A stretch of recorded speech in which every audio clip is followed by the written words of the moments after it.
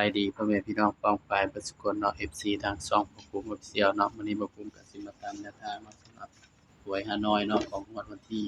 10เมษายนเนาะพี่น้องเนาะก็มาลุ้นผลมันออกกันเนาะสำหรับหน่วยพิเศษออก711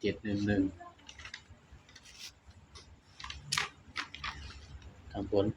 711ข้างล่างออก74มีบ่พี่น้องโอ้เข้าแต่ตัวเด่นพี่น้องเข้าแต่1เนาะหน่วยปกติ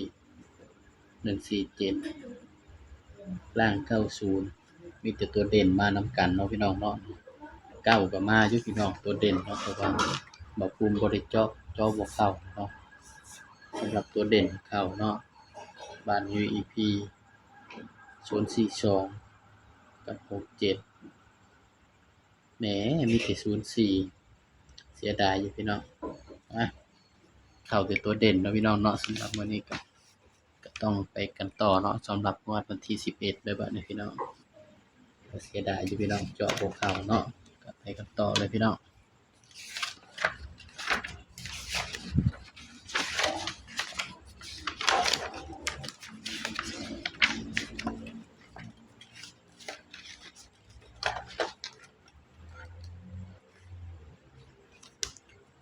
ตัวเลขก็มีเข้ามีหลุดเนาะพี่น้องเนาะก็ให้เพื่อเป็นแนวทางเท่านั้นเนาะพี่น้องงวดวันที่11เมษายนบัด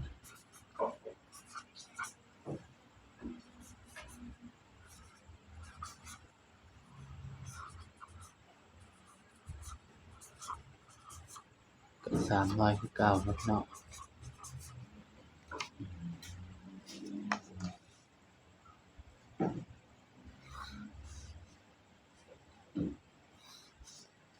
ก็ให้เป็นหน่วยรวมคือเก่าเนาะพี่น้องเนาะถ้าแยกหน่วยมันก็สิคือหน่วยมื้อนี้เนาะแยกหน่วยในบ้านเขียวก็แยกให้4ก็มา47เนาะแต่ว่าเจาะบ่เข้าก็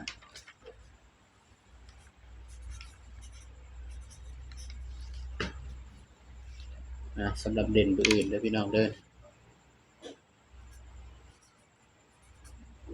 ก็ให้เป็นหน่วยรวมคือเก่าเนาะพี่น้องสำหรับเด่นตัวอื่นก็คือ5 6 7เด่น5 6 7สำหรับตัวเด่นอาจสิเด่นไปที่6กับ7 5คือตัวรองเนาะพี่น้องก็มาจับคู่นำกันบ้างมาจับ5ก่อนพี่น้อง58 59 50 68 69 60 78 79 70 80 89 80 89 56นี่เด้อพี่น้องนี่ก็เป็นเพียงแนวทางเนาะสำหรับหวยลาวหวยฮานอยเนาะพี่น้องเนาะ3หน่วยตัวเด่นคือให้เด่น6กับ7พี่น้องลางเทื่อบ่ภูมิเจาะให้มันก็บ่เข้าเด้อพี่น้องเด้อสายรุดสายวิ่งก็ไปรุดไปวิ่งเอาเด้อพี่น้องเด้อนี่ระวังมันมาคู่กันเนาะเอามาจับชุด3ตัวลงกัน5ติด6 098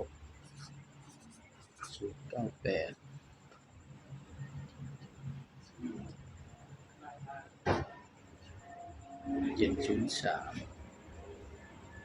นี่ก็เป็นเพียงแนวทางเนาะพี่น้องเนาะ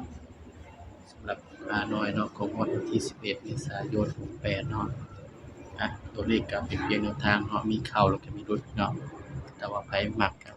ฝากพี่น้องกดไลค์กดแชร์กดติดตามด้วยนะพี่น้องเด้อ